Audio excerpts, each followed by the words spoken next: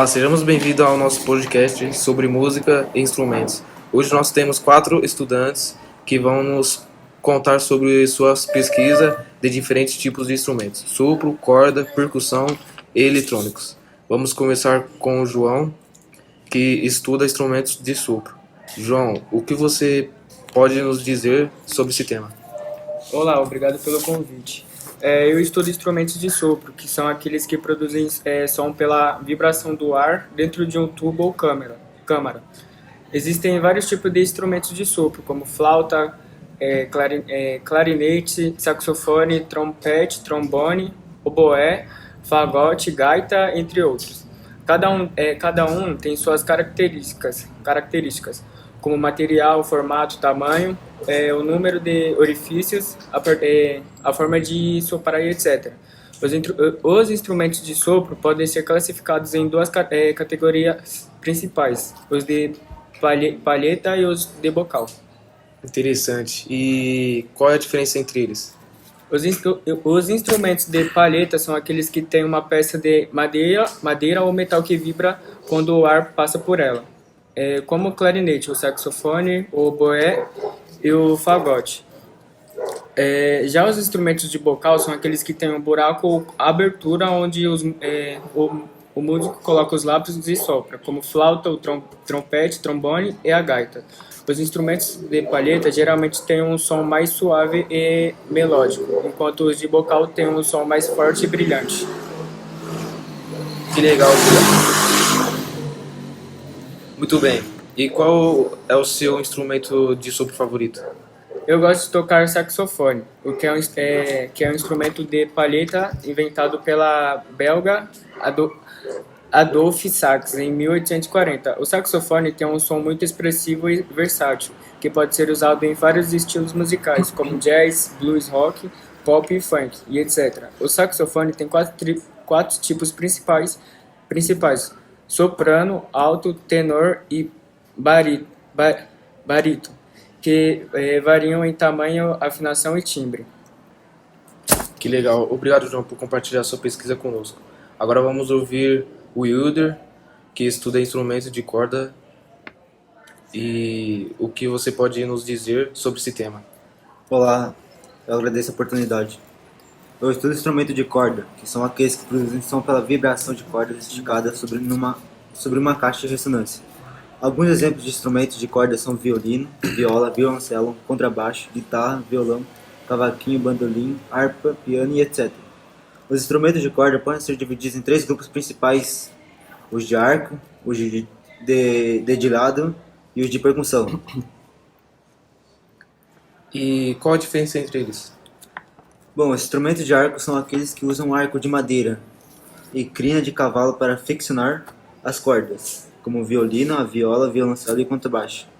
Os instrumentos de dedilhado são aqueles que usam os dedos ou uma palheta para pinçar ou rasgar as cordas, como a guitarra, violão, cavaquinho, bandolim, harpa e etc. Os instrumentos de percussão são aqueles que usam martelos ou macetes para bater nas cordas, como o piano, o cravo, o clavicórdio e etc.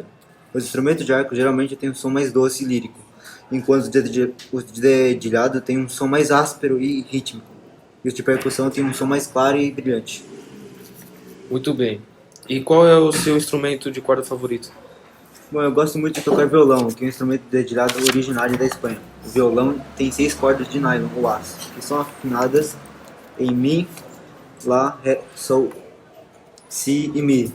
O violão tem um som muito agradável e harmonioso, que pode ser usado em vários gêneros musicais, como samba, bossa nova, MPB, rock, pop, folk e etc. O violão tem vários modelos, como o clássico, o flamenco, o folk, o eletrônico, o acústico e etc. Que legal. Obrigado, Wilder, por compartilhar sua pesquisa conosco. Agora vamos ouvir o David, que estuda instrumentos de percussão. O David, o que você pode nos dizer sobre o tema? Olá, primeiramente, eu fico feliz em participar. Eu estudo instrumentos de percussão, que são aqueles que produzem som pela vibração de uma membrana, um corpo sólido ou um conjunto de objetos. Alguns exemplos de instrumentos de percussão são baterias, tambor, caixa, bumbo, prato, triângulo,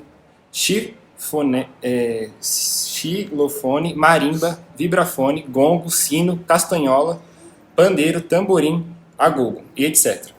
Os instrumentos de percussão podem ser classificados em dois tipos principais, os de altura definida e os de altura indefinida.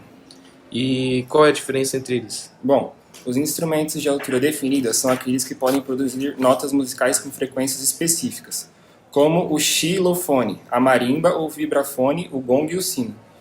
Já os instrumentos de altura indefinida são aqueles que não podem produzir notas musicais com frequências específicas, mas apenas sons com diferentes intensidades, timbres e durações como a bateria, o tambor, a caixa, o bumbo, o prato, o triângulo, a castanhola, o pandeiro, o tamborim, o agogo e etc. Os instrumentos de altura definida geralmente têm um som mais melancólico e harmônico, enquanto os de altura indefinida têm um som mais rítmico e dinâmico.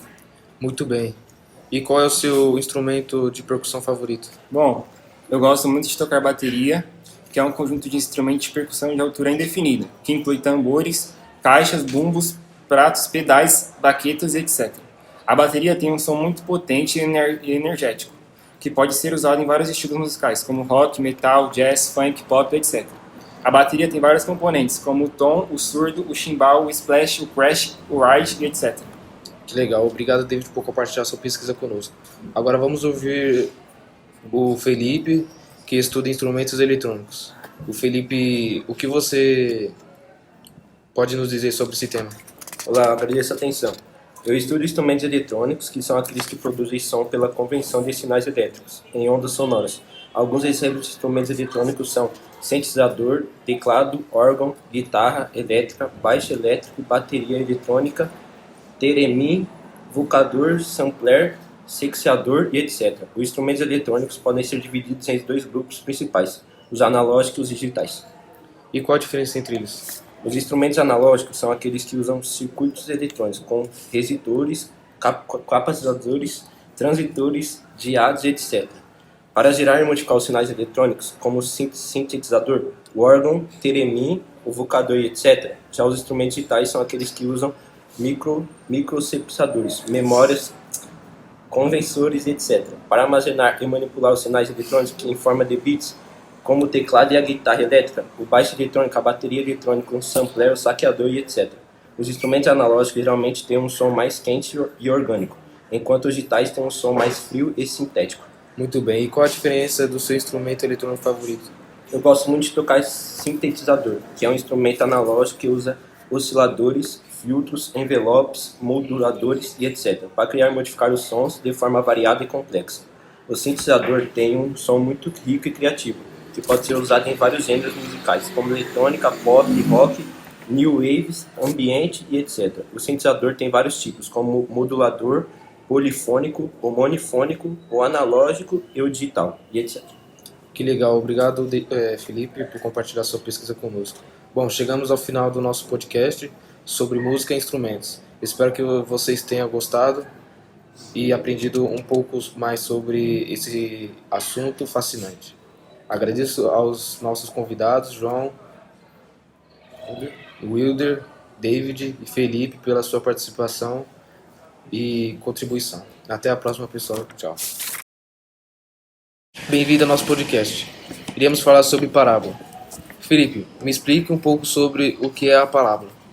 Uma parábola é uma curva em forma de U que pode se abrir em cima ou para baixo. É uma espécie de seção cônica, forma geométrica que pode ser formada pela interseção de um plano com um cone. A parábola tem muitas propriedades importantes e tem comunicamente encontradas em matemática e física. Para uma parábola que se abre para cima, ax ao quadrado mais bx mais c. Para uma palavra que abre para baixo, menos ax ao quadrado mais bx mais c. Obrigado. Wilder, o que significa cada constante? O A é uma constante que determina a inclinação ou largura da parábola. O B é uma constante que afeta a posição horizontal da parábola. O C é uma constante que determina a posição vertical da parábola. Dependendo dos valores dessas constantes, o vértice da parábola, o ponto mais baixo ou alto, e o eixo simetria podem deslocar-se e mudar de várias maneiras.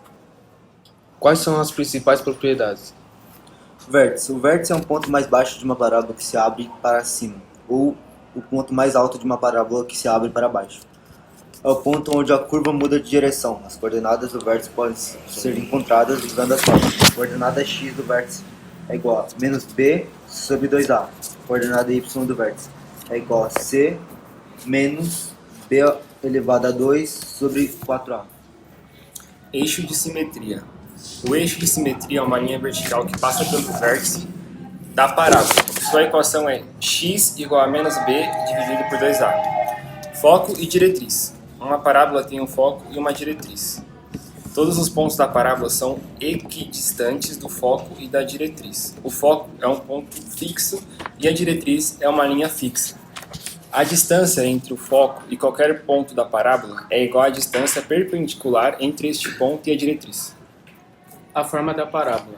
O valor de A determina a forma da parábola. Se A for positivo, a parábola abre para cima, e se A for negativo, abre para baixo. Quanto maior o valor absoluto de A, mais íngreme é a parábola. As parábolas são amplamente utilizadas em vários campos, incluindo física, engenharia e matemática, para modelar vários fenômenos do mundo real. Eles são um conceito essencial em álgebra e cálculo e são frequentemente encontrados no estudo de equações e funções quadráticas. Obrigado pela pesquisa aí que vocês têm apresentado. Até a próxima.